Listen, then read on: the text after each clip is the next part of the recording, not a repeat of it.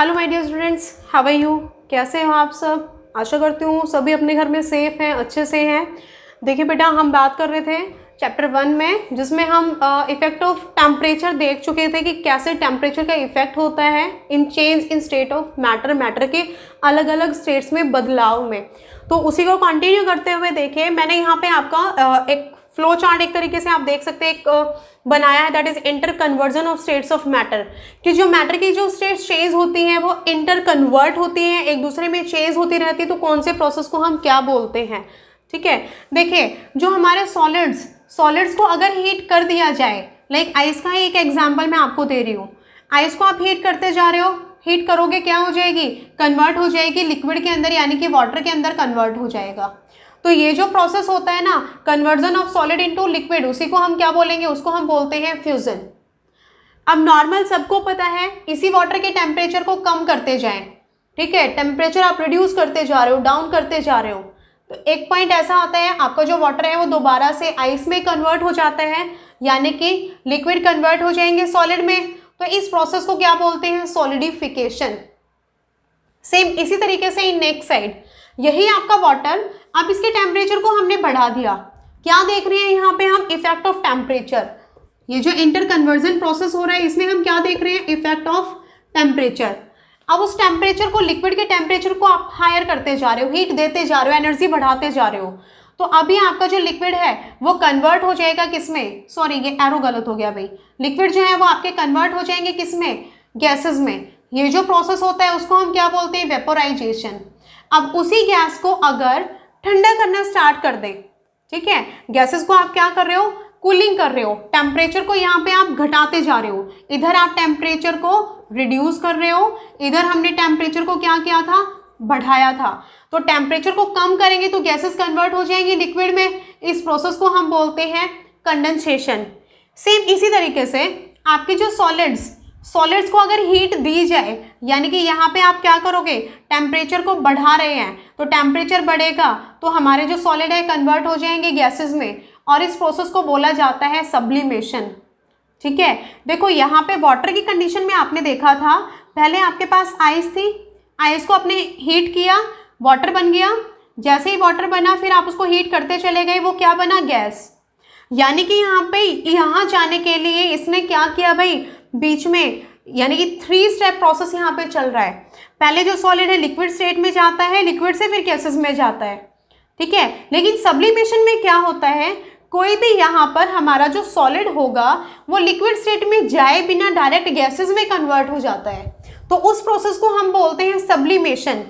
अब इसी तरीके से हमारी जो गैसेस हैं वो कन्वर्ट हो जाएं सॉलिड्स के अंदर, उसको बोला जाता है डिपोजिशन। ठीक है, तो सबसे पहले तो मैं आपको एक एग्जांपल यहाँ पे देने वाली हूँ कि किस तरीके से जो सॉलिड्स हीट देने से लिक्विड स्टेट में जाए बिना डायरेक्ट गैसेस स्टेट में चले जाते हैं। तो उसमें जो आपका एग्जांपल हो जाएगा दैट इज कैम्फर और अमोनियम क्लोराइड। जो आपका कैम्फर होता है, ठीक है, या फिर यहाँ पे और आपका जैसे नैप्थलीन बॉल्स, कपड़ों में जो रखते हैं ना नैप्थलीन बॉल्स, ये कैम्फर जो आप पूजा में भी आप यूज करते हो, अमोनियम क्लोराइड। तो इनको क्या होता है बेटा, आपने देखा होगा, अगर इसको ओपन करके छोड़ दिया जाए और आप उसको हीट कर रहे हो तो धीरे धीरे उसका जो, मतलब हीट करने की भी क्या नीड है, आपने ऐसे ही रख दिया अपने रूम में, उसके कवर ववर को सब कुछ हटा करके, तो कुछ टाइम के बाद वो जो आपके कैम्फर या नैप्थलीन बॉल्स है वो गायब हो जाते हैं। वहाँ पे लिक्विड आपको कुछ नहीं मिलता। अगर आप उसको डे बाय डे अगर आप कंटिन्यू उसको देखना चाहते हो, आप अपने हैंड पे उसको रख लीजिए, अपने हैंड्स को अच्छे से रब करो, उसको रख लो, धीरे धीरे उसमें से उसका जो साइज़ है थोड़ा बहुत रिड्यूस हो जाएगा। कोई लिक्विड नहीं मिलने वाला, सिर्फ क्या हो रहा है, वो जो आपका सॉलिड है वो गैसेस में कन्वर्ट हो रहा है। ठीक है, तो ये एग्जाम्पल आ गया यहाँ पे हमारा किसका? सॉलिड का कन्वर्जन किसमें? गैसेस में, और प्रोसेस है हमारा सब्लिमेशन। तो अभी तो हमने ये किया था इफेक्ट ऑफ टेम्परेचर। तो टेम्परेचर को हम किस में मेजर करते हैं? डिग्री सेल्सियस में, डिग्री फ़ारेनहाइट्स में आप करते हो, एंड इन केल्विन। आपके डिग्री सेल्सियस स्केल और केल्विन में क्या रिलेशन होता है वो मैंने आपको बता दिया। जैसे ही सेल्सियस को आप, कोई भी आपके पास डिग्री सेल्सियस वैल्यू है, आप उसको कन्वर्ट करना चाहते हो तो केल्विन में, सिर्फ हम उसमें क्या करेंगे? प्लस कर देंगे 100 को, हमारे पास वैल्यू आ जाएगी केल्विन में। केल्विन से आपको जाना है डिग्री सेल्सियस में, तो हम क्या करेंगे, माइनस करेंगे 100, आपका जो आंसर है वो आ जाएगा डिग्री सेल्सियस में। अब हम देखते हैं इफेक्ट ऑफ प्रेशर। अभी तक तो हमने किया था इफेक्ट ऑफ टेम्परेचर, मैटर की स्टेट्स में चेंजेस लाने के लिए। अब हम करेंगे इफेक्ट ऑफ प्रेशर। सबसे पहले तो आपको पता होना चाहिए प्रेशर क्या होता है। देखिए बेटा, जब किसी भी एक पर्टिकुलर एरिया के ऊपर जब एक फोर्स लगता है उसको हम क्या बोल देते हैं, प्रेशर बोलते हैं, फोर्स पर यूनिट एरिया। और उसकी जो यूनिट्स होती हैं, ऐसा यूनिट्स, वो होती है पास्कल, PA। ठीक है, सेम इसी तरीके से ये हमारी अर्थ के चारों तरफ है आपका एटमॉस्फेयर, जिसके अंदर है एयर। आप यहाँ स्टैंड कर रहे हो तो ये जो यहाँ पे जितनी भी एयर है आपके ऊपर एक प्रेशर लगा रही है, इसी को हम क्या बोल देते हैं, एटमॉस्फेरिक प्रेशर। ठीक है, जो एयर हमारे ऊपर, आपके ऊपर जो प्रेशर लगा रही है उसी को क्या बोल देते हैं, एटमॉस्फेरिक प्रेशर। आपका जो 1 एटमॉस्फेरिक प्रेशर होता है वो इक्वल होता है 1.01 इंटू 10⁵ पास्कल।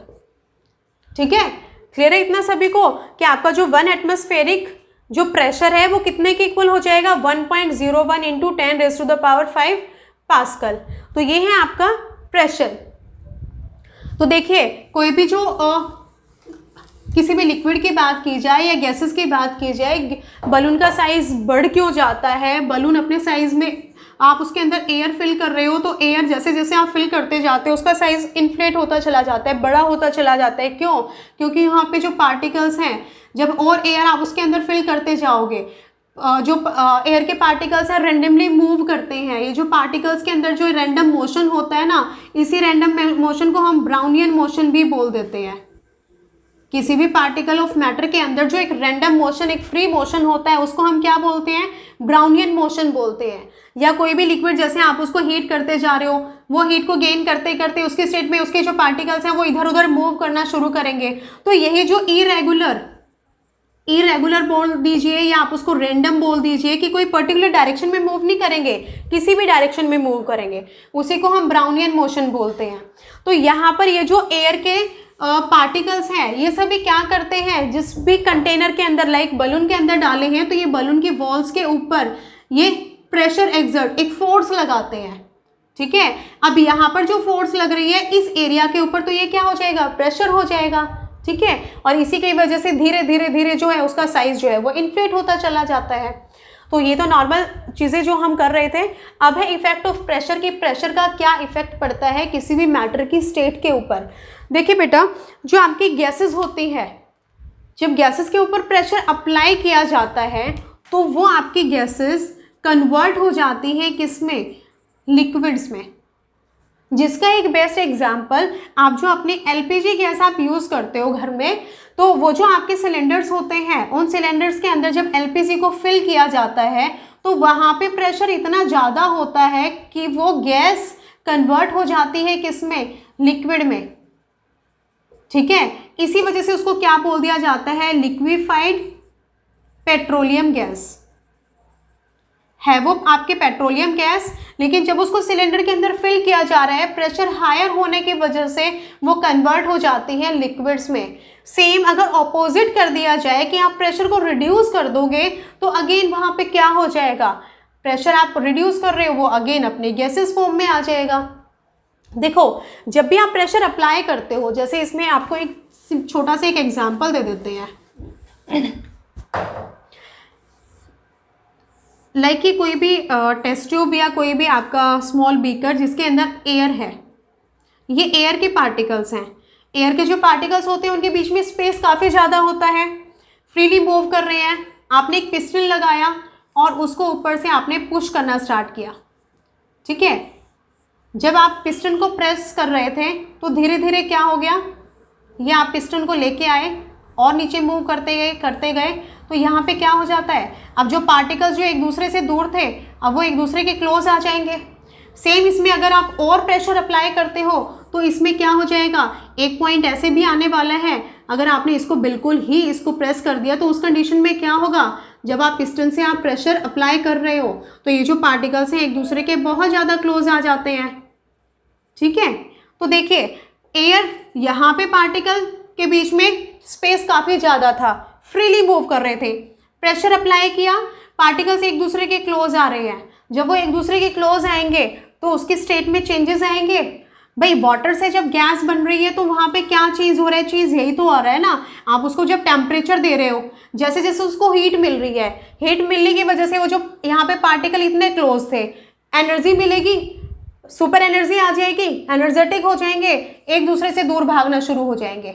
जब वो एक दूसरे से दूर भागना शुरू हो गए तभी तो उसके स्टेट में चेंज हुआ, वो वाटर गैसेस फॉर्म में आया। अब उन्हीं उसी गैस को आपने यानी कि स्टीम को आपने कलेक्ट किया एक कंटेनर के अंदर, उसको ठंडा करना शुरू किया। अब ठंडा आप करना शुरू कर रहे हो, एनर्जी क्या हो रही है, एनर्जी लॉस हो रही है। धीरे धीरे क्या होगा, पार्टिकल एक दूसरे के क्लोज आना शुरू हो जाएंगे। जैसे ही क्लोज आना शुरू हो जाएंगे स्टेट चेंज हो जाएगी, किसमें, लिक्विड्स में। ठीक है, तो देखो बेटा क्या होता है, जब आप किसी भी चीज़ को टेम्परेचर देते हो, टेम्परेचर देने से, हीट देने से काइनेटिक एनर्जी पार्टिकल्स की बढ़ जाती है। काइनेटिक एनर्जी बढ़ने से दूर भागना शुरू कर देते हैं। टेम्परेचर आप ले रहे हो, पार्टिकल एक दूसरे से अब क्लोज आना शुरू हो जाते हैं। ठीक है, सेम यहाँ पे हमने क्या कर दिया, आपने प्रेशर इतना ज़्यादा अप्लाई किया कि यहाँ पे जो आपका गैसेस थी उसकी स्टेट में चेंजेस आ जाएंगे। ठीक है, इसी का एक एग्जाम्पल जैसे अभी मैंने आपका दिया कि आपकी जो एलपीजी गैस है जब उसके ऊपर प्रेशर अप्लाई होता है तो वो कन्वर्ट हो जाती है लिक्विड में। यहाँ पर एक और एग्जाम्पल है ड्राई आइस जिसे बोला जाता है। ये क्या होती है, आपकी सॉलिड जो आपकी कार्बन डाइऑक्साइड। जब कार्बन डाइऑक्साइड के ऊपर प्रेशर को बढ़ा दिया जाए, सॉरी प्रेशर को हम क्या कर रहे हैं यहाँ पे बढ़ा रहे हैं, और टेम्परेचर को हमने क्या कर दिया कम। जब टेम्परेचर कम होगा एनर्जी लॉस है, यानी कि जो पार्टिकल आपने यहाँ पे प्रेशर आप इंक्रीज कर रहे हो, पार्टिकल एक दूसरे के बहुत ज़्यादा क्लोज आ जाएंगे। तो इससे क्या होता है, आपकी जो कार्बन डाइऑक्साइड है वो कन्वर्ट हो जाती है सॉलिड फॉर्म में, और जिसको हम बोल देते हैं ड्राई आइस। ये था इफेक्ट ऑफ प्रेशर। ठीक है, अब इसके बाद अपना जो नेक्स्ट टॉपिक इसमें आता है वो है इवेपोरेशन, कि ये इवेपोरेशन क्या होता है ये देख लीजिए।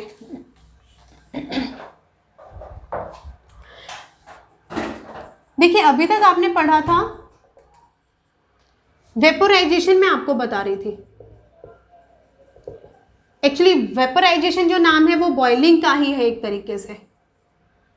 जब आपके लिक्विड कन्वर्ट हो रहे हैं किसमें, गैसेस के अंदर, उसको हम बोल देते हैं वेपोराइजेशन। इवेपोरेशन में क्या होता है, इसमें भी जो लिक्विड है वो कन्वर्ट होते हैं गैसेस में।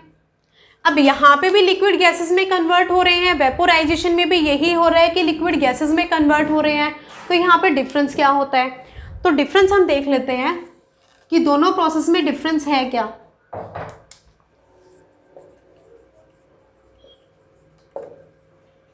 देखिए आपने छत के ऊपर किसी एक छोटे से बाउल के अंदर पानी डाल के रखा, अपनी चिड़िया कबूतर ये वो हम रख देते हैं ना बर्ड्स के लिए वाटर, तो उसमें क्या होता है, आपने मॉर्निंग में रखा, आप दोपहर के टाइम जाके देखना आपको छोटे छोटे यहाँ पे बबल्स नज़र आएंगे। ठीक है, और आपका जो वाटर का लेवल था वो भी थोड़ा सा डाउन हो गया है। इवनिंग तक होते होते धीरे धीरे क्या होता है, पानी कम हो जाता है। ठीक है, चलो ये तो थोड़ा सा पानी था, अगर आपने एक बकेट को फिल करके रख दिया, छत पे रख दो और आप उसमें एक मार्क लगा दो, और फिर आपको इवनिंग में देखना है कि उसका जो वाटर है वो कितना कम हुआ है। ठीक है, क्यों कम होगा, बिकॉज ऑफ सन हीट। सन की हीट गेन करने से ये जो वाटर है वो यहाँ से हीट एनर्जी को गेन करता है, और यहाँ पे जो सरफेस वाटर होता है ना वो इस हीट को गेन करके और गैसेस में कन्वर्ट होना शुरू हो जाता है। ठीक है, या और जैसे आपने देखा होगा घर में मॉपिंग करते हैं, पोछा लगाते हैं, फर्श गीला होता है, फिर धीरे धीरे क्या होता है, वो जो मॉइस्चर वहाँ पे आपको गीलापन वो नज़र आ रहा था वो सूख जाता है, तो वाटर कहाँ गया, वो इवेपोरेट हो गया। ठीक है, बॉइलिंग वेपोराइजेशन में यहाँ पे क्या होता है, कोई भी सेम वही वाटर आपने यहाँ पे बर्नर लगाया, आप हीट कर रहे हो। ठीक है, फिर मैंने ये बताया था एक स्टेज ऐसे आती है कि यहाँ पे आपको बबल फॉर्मेशन नज़र आता है और बबल्स बाहर निकलना शुरू हो जाते हैं।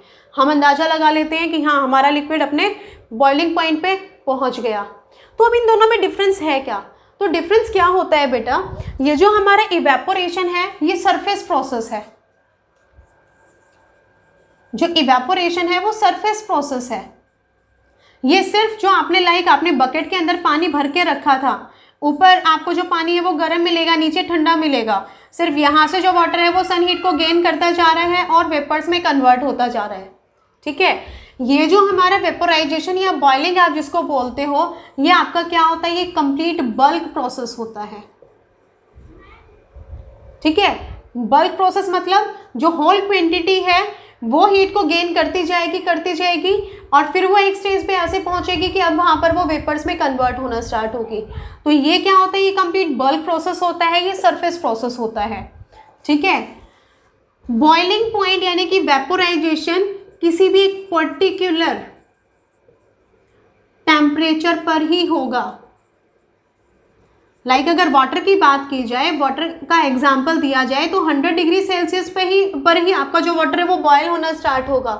ठीक है, बॉइलिंग की बात करें, वेपोराइजेशन यानी कि बल्क प्रोसेस, वो कब होगा, 100 डिग्री सेल्सियस पर ही होगा। हाँ, हीट को गेन करते करते हाँ टेम्परेचर बढ़ रहा है उसका, लेकिन बॉइलिंग कब बोला जाएगा, एट 100 डिग्री सेल्सियस, जब उसमें से बबल फॉर्मेशन होने के बाद वो स्टीम में कन्वर्ट हो रहा है। ठीक है, ये सरफेस प्रोसेस है, ये बल्क प्रोसेस, ये पर्टिकुलर टेम्परेचर पे होता है और ये एट एनी टेम्परेचर।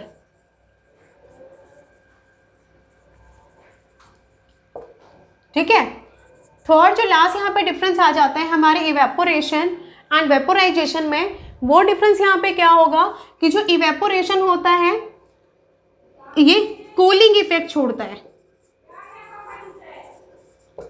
ठीक है, यहाँ पे क्या होता है, कूलिंग इफेक्ट होता है और इधर नो कूलिंग इफेक्ट।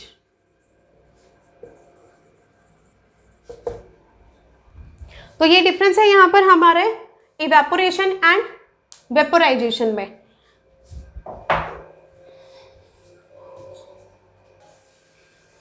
इस बेटा यहां से आपको क्लियर हो गया होगा कि इवेपोरेशन क्या होता है, process of change of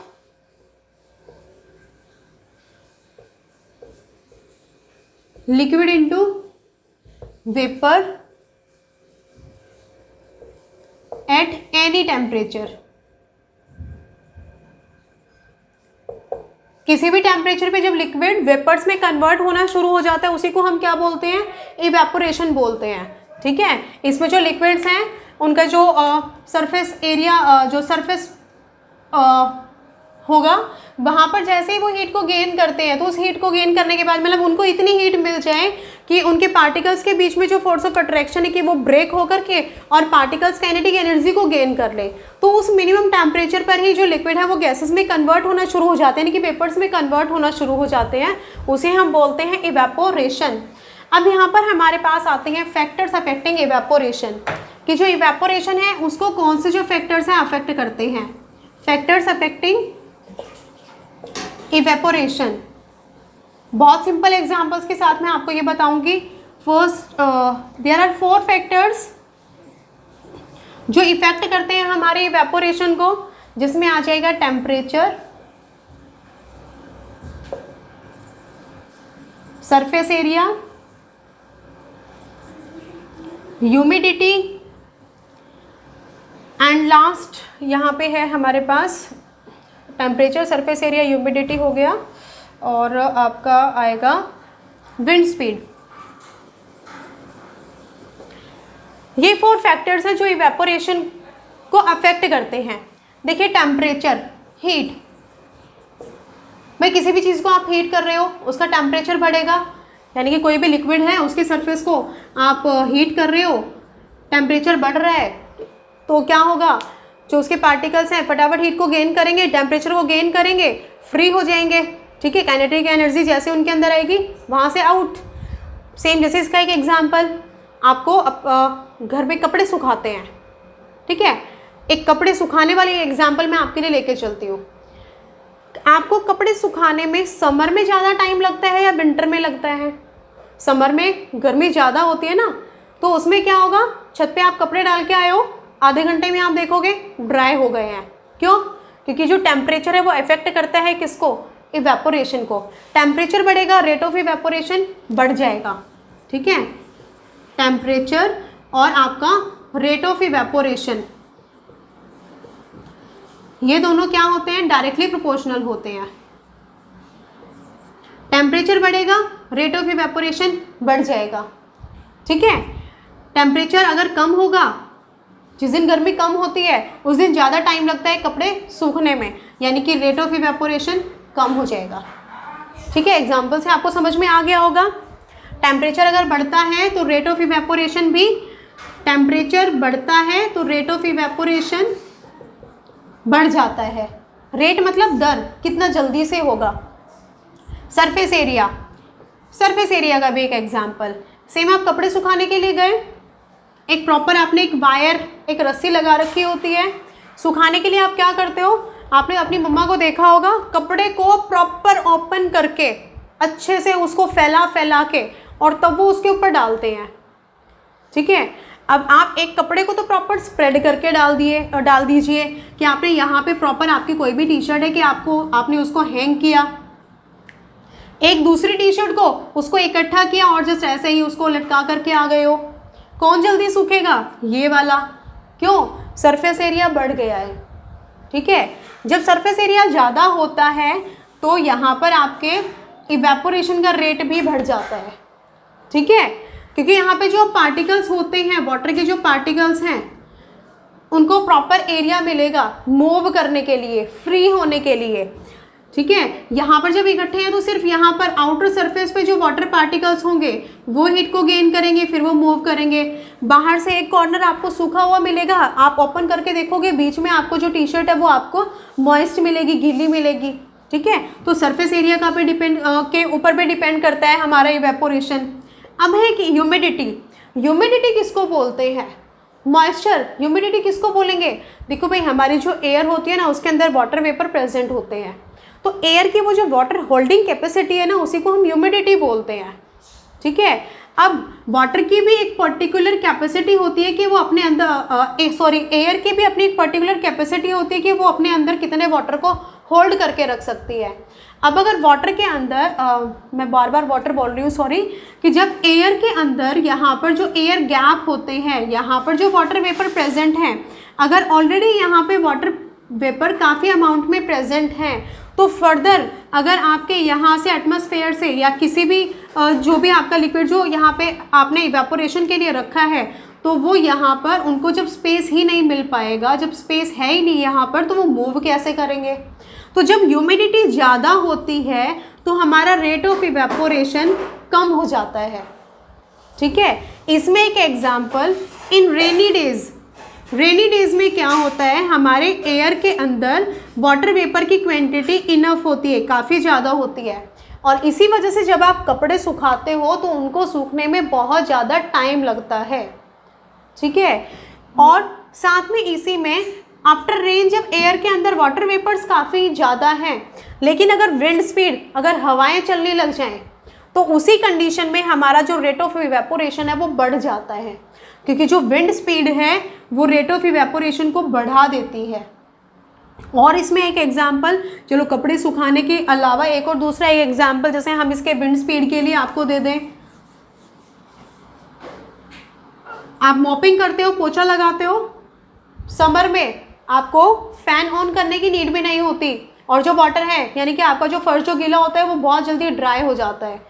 but in winter या रेनी सीजन में वो जो मॉइस्ट एरिया होता है ना उसको ड्राई करने के लिए आप क्या करते हैं, आप अपने फ़ैन को ऑन करते हो, क्योंकि जैसे ही विंड स्पीड बढ़ेगी तो रेट ऑफ इवेपोरेशन बढ़ जाएगा।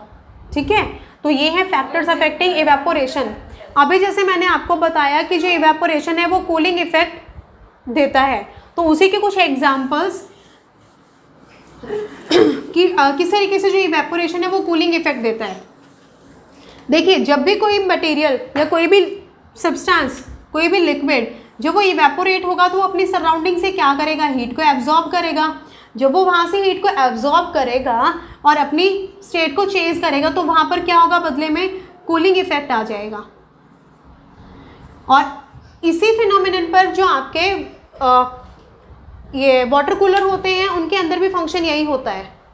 ठीक है, आपके जो कूलर्स हैं उसमें आपने वो जो प्रॉपर जो यहाँ पे घास लगी हुई होती है, वाटर उसमें फॉल होता है, गिरता है, तो सराउंडिंग से यहाँ से जो एयर होती है बाहर, जो गर्म हवाएं होती है वो क्या करेंगी, यहाँ पे आपका जो वाटर है वो अपनी स्टेट को चेंज करेगा, वो उस हीट को यहाँ से एब्जॉर्ब करेगा। एब्जॉर्ब करने के बाद खुद किस में कन्वर्ट हो जाएगा, एयर में, गैसेस आपके वेपर्स में कन्वर्ट होगा, और साथ में यहाँ पे क्या करेगा, कूलिंग इफेक्ट छोड़ देगा। ठीक है, जिसकी वजह से यहाँ पर जो अब एयर होंगी जो अंदर की तरफ आ रही है वो कैसी होती चली जाएंगी, ठंडी होती चली जाएंगी। ठीक है, और ये आपको कूलिंग इफेक्ट प्रोवाइड करता है। इवन साथ में जब आप कॉटन क्लॉथ्स वेयर करते हो इन समर्स आपको बोला जाता है कि कॉटन क्लॉथ्स वेयर करिए, क्योंकि जो कॉटन क्लॉथ्स हैं वो क्या करते हैं, वो एब्जॉर्ब करते हैं स्वेट को। स्वेट क्या है, लिक्विड है, स्वेट को एब्जॉर्ब करते हैं। अभी जो स्वेट है वो क्या करेगा, ये एब्जॉर्ब करेगा हीट को, यानी कि ये स्वेट हीट को एब्जॉर्ब करके कन्वर्ट होगा किसके अंदर, वेपर्स में, और जब ये वेपर्स में कन्वर्ट होगा तो यहाँ पे होगा कूलिंग इफेक्ट, जिसकी वजह से जब समर में आप कॉटन क्लॉथ वेयर करते हो और आपको स्वेटिंग होती है और आप फैन के नीचे जाते हो तो वहाँ पर रेट ऑफ इवेपोरेशन बढ़ जाता है, और इसकी वजह से फिर आपको कूलिंग इफेक्ट फील होता है। और इसमें जो एग्जाम्पल एसीटोन, ठीक है, एसीटोन या नेल पेंट रिमूवर, अगर आप उसको अपनी हथेली के ऊपर रखते हो, उसके फ्यू ड्रॉप्स आप डालते हो, तो ये एसीटोन क्या करेगा, ये आपके पाल्म से, आपके हथेली से हीट को एब्जॉर्ब करेगा। ये करेगा हीट को एब्जॉर्ब, और एब्जॉर्ब करने के बाद अपनी स्टेट में चेंजेस लेके आएगा, और जैसे ही यहाँ से कि हीट को एब्जॉर्ब कर रहे हैं तो यहाँ पे आपको फील होगा कूलिंग इफेक्ट। ठीक है, और इसमें एक और आपका एक एग्जाम्पल, जो लास्ट एग्जाम्पल की हम यहाँ पे बात करेंगे कि समर में आपने देखा होगा कि आजकल तो आप फ्रिज यूज़ करते हो, लेकिन अगर आप विलेज में आप जाते हो, गाँव में, तो वहाँ पे मिट्टी के घड़े को यूज़ किया जाता है, और ये जो मिट्टी के घड़े होते हैं इनमें जो वाटर होता है वो काफ़ी ठंडा होता है। अब वो ठंडा होने का रीज़न क्योंकि यहाँ पे होते हैं आपके मिट्टी से बना हुआ है, ये सॉइल के अंदर क्या होते हैं, एयर गैप्स होते हैं। अब इन एयर गैप्स में यहाँ पर जो एयर फिल होती है, अंदर जो वाटर है वो क्या करेगी, यहाँ से हीट को एब्जॉर्ब करके, और वो यानी कि जो वाटर वेपर, सॉरी, यहाँ पर इनकी एयर गैप्स में जो वाटर वेपर फिल हो जाते हैं, ये वाटर वेपर क्या करेंगे, हीट को एब्जॉर्ब करेंगे। बाहर गर्मी ज़्यादा है, हीट को एब्जॉर्ब करके वाटर वेपर कन्वर्ट होंगे किसमें, वेपर्स में, और साथ में यहाँ पे वो कूलिंग इफेक्ट को छोड़ देंगे। ठीक है, तो ये सभी है यहाँ पर कि किस तरीके से जो इवेपोरेशन है वो कूलिंग इफेक्ट प्रोवाइड करता है। इसी के साथ अपना चैप्टर होता है कंप्लीट। फिर मिलेंगे नेक्स्ट चैप्टर के साथ, तब तक आप पढ़ते रहिए, सीखते रहिए, ज़्यादा से ज़्यादा वीडियो को बेटा शेयर करिए, कमेंट करना ना भूलें। अगर आपको वीडियोस पसंद आ रही हैं तो लाइक करिए, जिन्होंने चैनल को सब्सक्राइब नहीं किया है सब्सक्राइब करके रखिए, बेल आइकन प्रेस करिए, जिससे कि आपको यूज़फुल नोटिफिकेशन मिलती रहे। फिर मिलेंगे नेक्स्ट वीडियो में, टिल देन पढ़ते रहिए, सीखते रहिए। Okay, bye.